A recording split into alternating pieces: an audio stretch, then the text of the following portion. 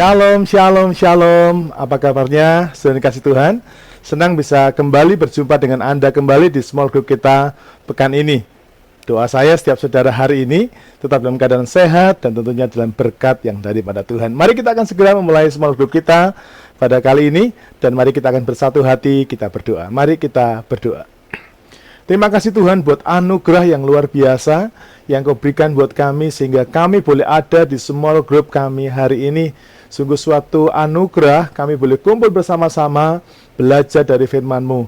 Kiranya lewat firman Tuhan yang sebentar kami akan sharingkan, bila firman Tuhan hari ini menjadi dasar yang kuat untuk kami boleh membawa kehidupan kami menjadi serupa dan sesuai dengan kehendak-Mu. Pimpin kami dari awal sampai akhir dari pemberitaan firman Tuhan ini, biar firman Tuhan ini jadi bagi kemuliaan-Mu. Dalam nama Tuhan Yesus, haleluya. Amin. Puji nama Tuhan, saudara kasih Tuhan. Untuk tema small group kita pekan ini adalah karakter tulus menghasilkan mujizat. Mari kita akan bersama-sama membuka super ayat small group kita yang terambil dari Kisah Para Rasul pasal 2 ayat yang ke-46. Kisah Rasul pasal yang kedua ayat yang ke-46. Bersama-sama mari kita akan membaca firman Tuhan ini. 2, 3. Dengan bertekun dan dengan sehati mereka berkumpul tiap-tiap hari dalam bait Allah. Mereka memecahkan roti di rumah masing-masing secara bergilir dan makan bersama-sama dengan gembira dan dengan tulus hati. Haleluya. Salah satu karakter penting yang diajarkan oleh Tuhan Yesus adalah tulus hati. Tidak banyak orang menyadari betapa pentingnya untuk memiliki karakter ini, yaitu karakter tulus hati. Tetapi Alkitab mengajarkan bahwa karakter tulus hati ini adalah karakter yang penting. Itu sebabnya mulai dari perjanjian lama hingga perjanjian yang baru, itu Alkitab begitu tegas, begitu jelas mengajarkan tentang pentingnya memiliki karakter tulus hati. Bahkan dalam Kejadian pasal 20 ayat yang ke-6, firman Tuhan berkata, lalu berfirmanlah Allah kepadanya dalam mimpi, aku tahu juga bahwa engkau telah melakukan hal itu dengan hati yang tulus. Maka aku pun telah mencegah engkau untuk berbuat dosa terhadap aku. Sebab itu aku tidak membiarkan engkau menjamah dia. Saudara, ini sebuah kisah yang begitu menarik. Ketika ada seorang raja yang ingin mengambil istri daripada Abram. Alkitab berkata, Abimelek dicegah oleh Tuhan untuk tidak berbuat dosa. Karena apa?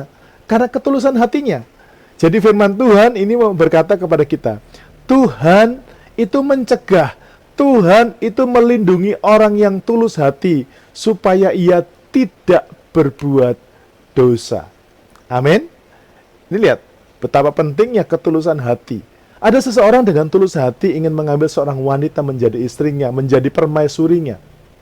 Tetapi karena ketulusan hati orang ini, bahkan Tuhan mencegah dia sehingga dia tidak berbuat dosa. Luar biasa sekali bukan? Pentingnya ketulusan hati. Dan Alkitab juga mencatat ketika Hizkia sedang berdoa. Hizkia itu dinyatakan Tuhan bahwa dia akan mati karena sakitnya. Tapi raja ini adalah raja yang tulus hati. Coba lihat 2 Raja-Raja pasal 20 ayat yang ketiga sampai dengan ayat yang ke-6. Sama-sama yuk kita akan membacanya ya. 2, 3. Ah Tuhan, ingatlah kiranya bahwa aku telah hidup di hadapan-Mu dengan setia dan dengan tulus hati, dan bahwa aku telah melakukan apa yang baik di mata-Mu. Kemudian menangislah Hizkia dengan sangat. Tetapi Yesaya belum lagi keluar dari pelataran tengah, tiba-tiba datanglah firman Tuhan kepadanya. Baiklah dan katakanlah kepada Hizkia, Raja umatku, beginilah firman Tuhan, Allah Daud bapa leluhurmu. Telah ku dengar doamu dan telah kulihat air matamu. Sesungguhnya aku akan menyembuhkan engkau. Pada hari yang ketiga, engkau akan pergi ke rumah Tuhan. Aku akan memperpanjang hidupmu 15 tahun lagi. Dan aku akan melepaskan engkau dan kota ini dari tangan Raja Asyur. Aku akan memagari kota ini oleh karena aku dan oleh karena Daud hambaku. Saudara, Tuhan mendengar doa. Doa dari seorang yang tulus hati itu didengar oleh Tuhan. Amin.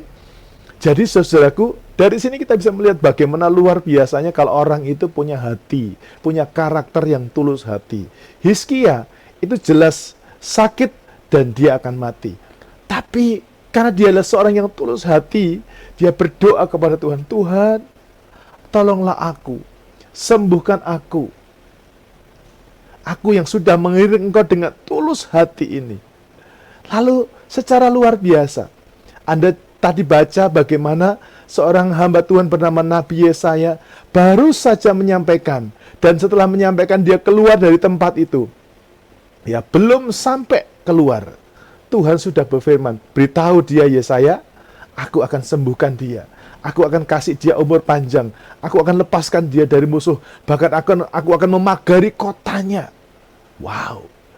Doa seorang yang tulus hati itu dahsyat. Tuhan dengar doanya. Nah, sekarang Anda dan saya mungkin mulai terbuka bahwa pentingnya kita ini punya karakter yang tulus hati. Nah, mari kita lihat sama-sama apa artinya tulus hati. Ya, kata tulus hati itu artinya adalah sungguh dan bersih hati. Kata tulus hati itu artinya benar-benar keluar dari hati yang suci. Misalnya begini, Pak, Bapak itu orang yang baik. Ketika dia memuji Bapak itu orang baik, itu keluar dari hatinya.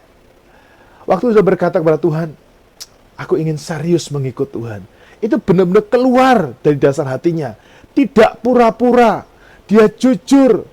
Tidak pernah serong hatinya. Tulus ikhlas. Bahkan mungkin sebagai contoh, ada orang yang memberi. Dia memberi dengan tulus hati. Waktu dia beri, dia tidak ingat-ingat, dia nggak peduli apapun keadaannya, dia beri dengan tulus hati. Dia tidak ungkit-ungkit. Ya, itu tulus hati.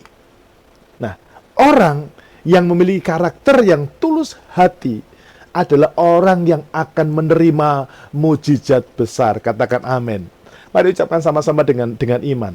Orang yang memiliki karakter tulus hati adalah orang yang akan menerima mujizat besar. 2, 3. Orang yang memiliki karakter tulus hati adalah orang yang akan menerima mujizat besar. Nah, hari ini saya ingin ajak Anda untuk melihat bersama-sama tentang ketulusan hati Simon. Seorang penjala ikan yang berpengalaman, tapi dia memiliki hati yang begitu tulus di hadapan Tuhan. Dan mari kita lihat sama-sama. Dia mengalami mujizat yang luar biasa. Buka sama-sama Lukas pasal yang kelima, ayat 1 sampai dengan ayat yang kelima. Kita mulai membacanya. Firman Tuhan berkata demikian. Pada suatu kali, Yesus berdiri di pantai danau Genesaret. Sedang orang banyak mengerumuni dia, hendak mendengarkan firman Allah. Ia melihat 2 perahu di tepi pantai. Nelayan-nelayannya telah turun dan sedang membasuh jalannya. Ia naik ke dalam salah satu perahu itu, yaitu perahu Simon, dan menyuruh dia supaya menolakkan perahunya sedikit jauh dari pantai. Lalu ia duduk dan mengajar orang banyak dari atas perahu. Setelah selesai berbicara, ia berkata kepada Simon, bertolaklah ke tempat yang dalam dan tebarkanlah jalamu untuk menangkap ikan. Simon menjawab, Guru, telah sepanjang malam kami bekerja keras dan kami tidak menangkap apa-apa. Tetapi karena Engkau menyuruhnya, aku akan menebarkan jala juga. Saudara dikasih Tuhan, kisah berikut ini sedang mengisahkan atau sedang menceritakan kepada kita bagaimana seorang Simon yang hari-harinya adalah sebagai penjala ikan. Bertahun-tahun dia sudah menjadi penjala ikan, bahkan mungkin dia sudah belajar dari kecil sebagai penjala ikan. Tapi Simon ini merupakan seorang penjala ikan yang punya hati yang tulus.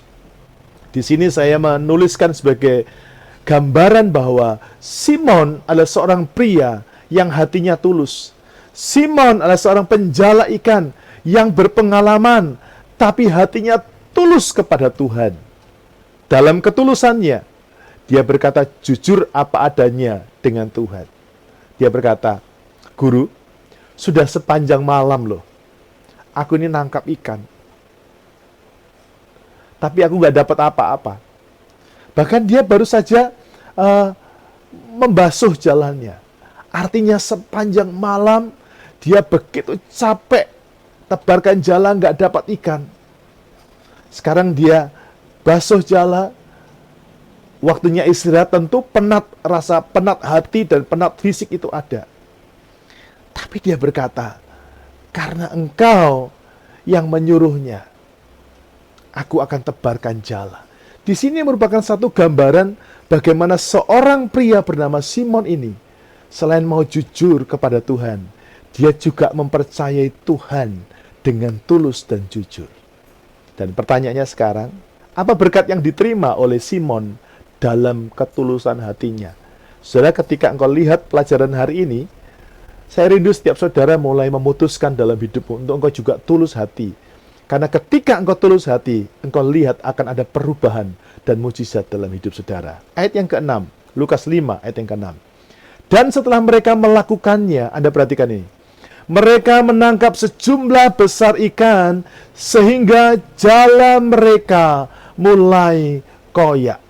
Tadi di awal saya membuat sebuah pertanyaan, apa berkat yang diterima oleh Simon dengan ketulusan hatinya? Yang pertama, Tuhan mengubah keadaannya. Alkitab sempat mencatat dalam Lukas 5 ayat yang ke-5, Simon berkata, "Guru, telah sepanjang malam kami bekerja keras dan kami tidak menangkap apa-apa. Tetapi karena Engkau menyuruhnya, aku akan menebarkan jala juga." Saudara, harusnya Simon kali itu dia pulang dengan keadaan yang capek, lelah, kesal, dan dia tidak bisa mencukupkan keluarganya. Dia tidak bisa memberi nafkah keluarganya hari itu karena dia nggak dapat apa-apa. Tapi ketika dia dengan tulus hati mau percaya kepada Tuhan, mau nurut sama Tuhan, saudara lihat di sini, ketulusan hati Simon itu membuat Tuhan harus mengubah keadaannya Simon. Katakan amin. Tuhan membuat Simon bisa mendapatkan ikan yang sangat banyak, bahkan jalannya hampir koyak karena saking banyaknya, saudara. Jadi, saudaraku, ada banyak hal dalam hidup ini yang bisa membuat Anda dan saya ini kecewa. Ada banyak hal yang bisa membuat Anda ini capek, Anda lelah, Anda mungkin putus asa, bahkan keadaan saudara mungkin tidak memungkinkan. Tapi firman Tuhan mengajar kita, hiduplah dalam ketulusan hati. Percayalah kepada Tuhan dengan ketulusan hatimu. Karena Tuhan pasti bisa mengubah keadaanmu. Kadang manusia itu cenderung pakai pikirannya. Kita seringkali mengandalkan pengalaman. Kita seringkali mengandalkan kepintaran kita. Kita seringkali mengandalkan kehebatan kita. Mungkin Anda punya uang banyak dan Engkau bisa beli ini, beli itu. Anda punya modal cukup untuk buat lakukan ini dan itu. Tapi ingat, ada satu momen dalam kehidupanmu Engkau mengalami situasi seperti yang dialami oleh Simon. Berpengalaman dalam menangkap ikan. Sudah mahir menangkap ikan, tapi suatu ketika dia mengalami satu keadaan di mana hasilnya itu nol besar. Dan ketika hasil nol besar, justru dia diajar oleh Tuhan. Simon, tolak ke seberang, maju lebih sedikit lagi, tebarkan jalamu. Ini kan tidak masuk akal.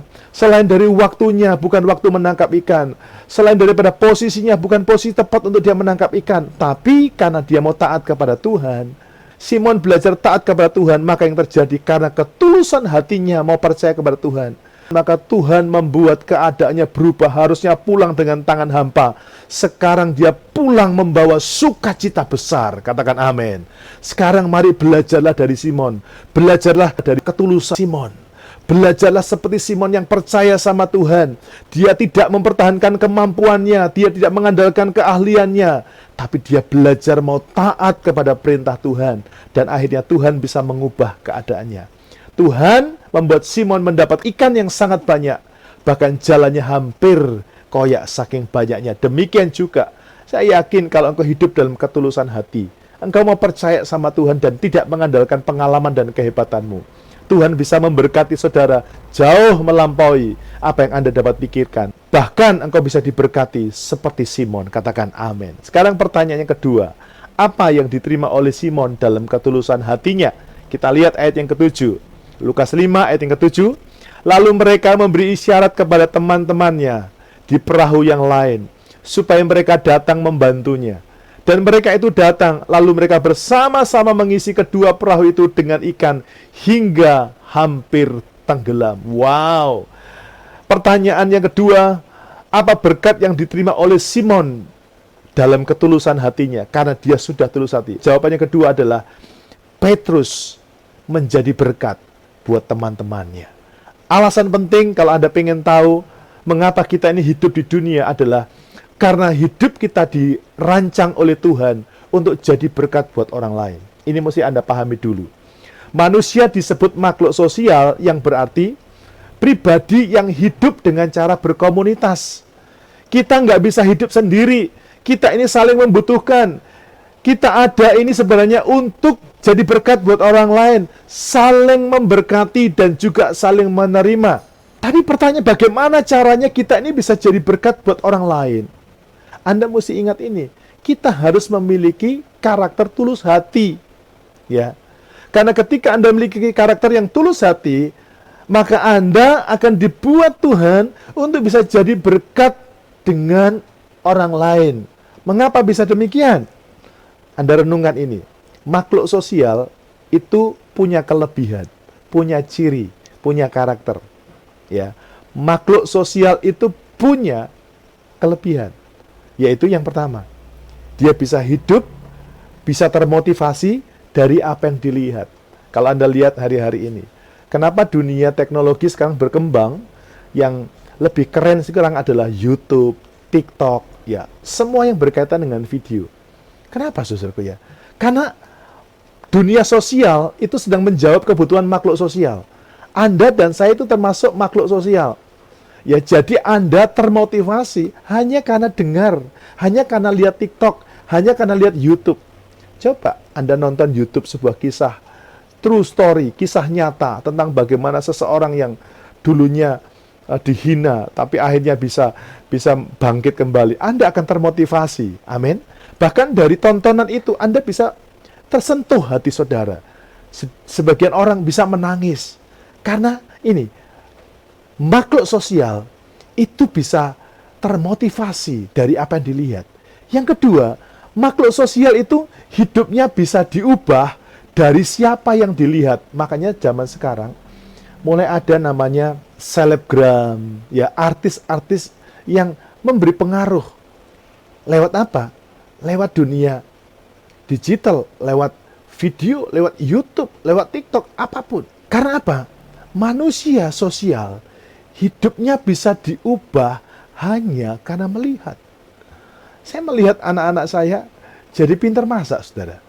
Anak saya belum pernah belajar masak, anak saya tidak pernah diajari masak, tapi anak saya suka melihat orang yang tukang masak.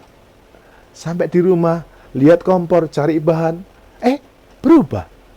Bisa masak. Dari mana mereka bisa? Hidupnya diubah dari siapa yang dia lihat. Dia suka lihat orang yang tukang masak-masak, jadi pintar masak, saudara ya.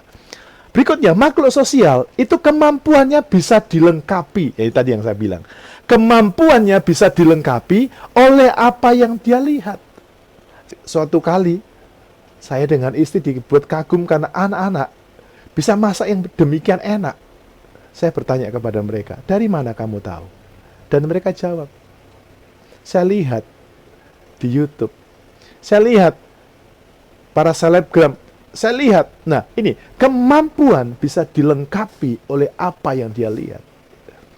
Dan hal yang keempat yang saya akan bagikan buat saudara hari ini adalah makhluk sosial itu hidupnya senang berbagi dengan orang lain. Makanya jangan heran kalau saudara foto, kemudian habis selfie, ya, lalu Anda bagikan di sosial media, di mana-mana. Itu tidak salah, tidak menyalahi aturan. Karena memang semua orang itu senang berbagi, itulah ciri makhluk sosial. Makanya penting sekali agar semua orang percaya itu harus punya karakter tulus hati. Karena hidupmu ini akan jadi berkat. Ketika engkau berhasil, ketika engkau berubah, orang lihat hidupmu, dia akan diubahkan. Ketika engkau berhasil, engkau takut akan Tuhan, engkau diberkati, hidupmu berbeda, orang termotivasi. Jadi menjadi berkat itu sebenarnya gampang. Tidak usah engkau ajak orang. Cukup berubahlah. Ubah cara hidupmu.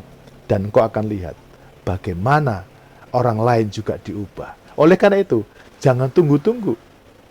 Ya, jangan tahan-tahan untuk engkau segera memiliki karakter yang tulus hati. Ikutlah Tuhan dengan tulus, saudara-saudara. Supaya mujizatmu nggak tertunda.